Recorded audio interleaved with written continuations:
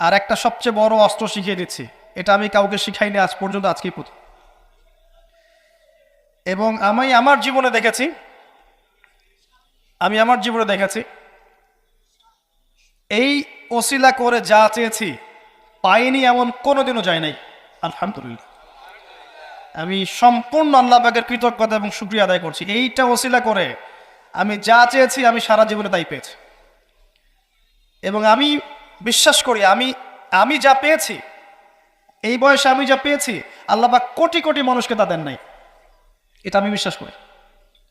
এই বয়সে আমি যা পেয়েছি, আল্লাহ পাক আমাকে যা দিয়েছেন, যত দিয়েছেন, কোটি কোটি মানুষকে আল্লাহ পাক তা দেন নাই,